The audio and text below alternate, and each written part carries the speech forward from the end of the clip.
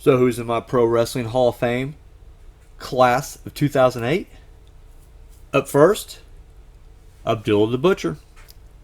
A hardcore icon, the Madman from Sudan is known for some of the bloodiest and brutal matches ever. In addition to the weapons use, he was also a martial arts trainer. He had some martial arts training as well. PWI ranked him number 35 in their top 500 in 1991. They also ranked him number 54 on their years list. Up next, Antonio Inoki. The Japanese legend, wrestler, mixed martial artist, promoter, and even a politician. Founder of New Japan Wrestling, considered one of the most influential wrestlers of all time, and was an influence on MMA in Japan. He developed strong style and shoot style wrestling. Most notable matches include his matches against Muhammad Ali, Ric Flair, in front of the largest wrestling crowd ever, and Don Frye in his retirement match. He was the very first IWPG champion and was a former WWF World Champion. However, it has since been unrecognized by the promotion. As a politician, he was elected to be the Japanese House of Counselors. He even negotiated to get hostages released from the Middle East mere days before the Gulf War. PWI ranked him number 16 in their top 500 in 1995. He was also ranked 3 times on their years list. Number 5 as a singles wrestler, number 12 as a tag team with Tatsumi Fujinami, number 44 as a tag team with Hulk Hogan. They also awarded him their Lifetime Achievement Award. Up next, B. Brian Blair, legend, best known as one half of the Killer Bees. Up next, Barry Horowitz will be remembered as the jobber who captured the imagination of the crowd. PWI awarded him Most Inspirational Wrestler in 1995. He was also ranked number 114 in their top 500 in 1992. Up next, Bastion Booger, also known as Norman the Lunatic, definitely one of wrestling's odder personalities. PWI ranked Booger number 403 on their years list. Up next, Berlin, better known as Alex Wright, Das Wunderkind. For his entire run, he was a solid mid-carder. He's a former tag, TV, and cruiserweight champion. As part of Team WCW, he won the World Cup of Wrestling. PWI awarded him Rookie of the Year in 1995. They also ranked him number 54 in their top 500 in 1995. And they also ranked him number 408 on their years list. Up next, Dangerous Danny Davis. This year we are shining a light on the underneath guys as well, and no one personified this more than this guy. Started as a ref, but he became crooked and was fired as a ref. He'd then go on to co-manage the Hart Foundation with Jimmy Hart before becoming a wrestler himself. His highlight was a victory at WrestleMania 3 with the Hart Foundation over the British Bulldogs and Tito Santana. When the wrestling didn't work out for him, he went back to reffing. Up next, Dirty Dick Murdoch. A legend from the territory days, nicknamed Captain Redneck, known for his tag teams with Dusty Rhodes, Adrian Adonis, and Dirty Dick Slater. As a single star, he had memorable feuds with Ric Flair, Nikita Koloff, and former partner Rhodes. He has wrestled for the NWA, WCW, and WWF. He's a former tag and U.S. tag champion. PWI awarded him Most Inspirational Wrestler in 1974. They also ranked him number 96 on their years list. Excuse me. Up next, Doink the Clown. You may be asking, didn't we already induct Doink the Clown back in 05? Yes, but that was Matt Bourne. This is Ray Apollo, who took over the mantle and made the character more kid-friendly. Up next, Hardcore Holly. Truly tough as nails. Started off as a race car driver known as Sparky Plug.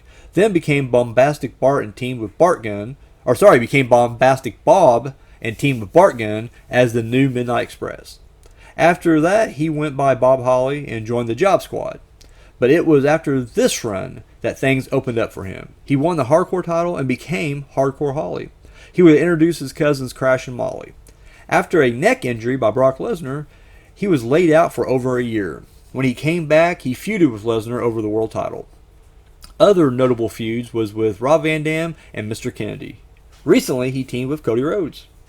He is a former tag and hardcore champion. PWI ranked him number 41 in their top 500 in 2000. They also ranked him number 391 on their years list. Up next, Jim Cornette. Jim Cornette, one of the smartest minds in the business. He's done it all. Color commentator, promoter, authority figure, and he's even mixed it up in the ring. But above all, he will be remembered as one of the greatest managers of all time. He has worked for NWA, WCW, WWF, and TNA. He even owned his own promotion, Smoky Mountain Wrestling. PWI awarded him Manager of the Year 3 times, 1985, 1993, and 1995. And the NWA inducted him into their Hall of Fame in 2005. Up next, Jim Ross. Good old JR, considered one of the greatest commentators of all time. Has worked for NWA, WCW, and WWF/E. Definitely the voice of a generation. PWI awarded him the Stanley Weston Award in 2002, and he was inducted into the WWE Hall of Fame in 2007. Up next, Johnny Ace. Brother of Road Warrior Animal, best known as one half of the Dynamic Dudes. PWI ranked him number 77 in their top 500 in 1997. They also ranked him number 203 on their years list. Up next, Killdozer, Brian Lee. Always evolving his look and personality, has wrestled in ECW, WWF, and TNA. First, he was the imposter Undertaker. Then he was the biker in DOA, known as Chains. Finally, he joined Father Mitchell's new church as Brian Lee. He's a former tag champion. PWI ranked him number 41 in their top 500 in 1994. They also ranked him number 476 on their years list. Up next, Max Moon will mostly be remembered as a tag team specialist and his partnership with Pat Tanaka. They teamed as Bad Company, and then he was known as Paul Diamond. Then they teamed as the Orient Express, and he was known as Kato. And a neat piece of trivia, before wrestling, he was a soccer player.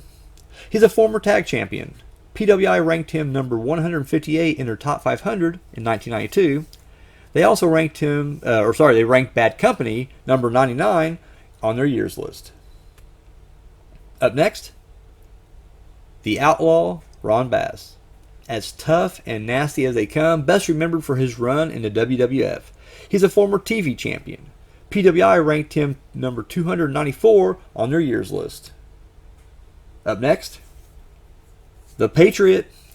This man is all-American. Former football player. Has wrestled in AWA, WCW, and WWF. He's a former tag champion. PWI awarded him the most inspirational wrestler in 1991. PWI ranked him number 55 in their top 500 in 1991. They also ranked him number 208 in their years list. Up next, Sato. Best remembered as one half of the Orient Express. Later would change his name to Shinja and manage Hakushi. Up next, Savio Vega. From Puerto Rico, he was the childhood friend of Scott Hall. In the late 90s, he found himself in the middle of the gang rules battle as a member of both the Nation of Domination and Los Boricuas. PWI ranked him number 49 in their top 500 in 1996. They also ranked him number 321 on their years list. Up next, Sting. So this is not the real Sting, but the imposter Sting, who was a member of the NWO. Say what you want, but this guy was pivotal in the evolution of the real Sting and the NWO. PWI ranked him number 130 in their top 500 in 1999. Up next, Stu Hart, the patriarch of the Hart dynasty, father of Bret and Owen Hart and grandfather of Natalya Neidhart and Teddy Hart. Trained wrestlers in the dungeon. Born in Canada, served in World War II in the Navy. Was an amateur wrestler before going pro. Was skilled as a submission and technical wrestler. Then he would marry Helen.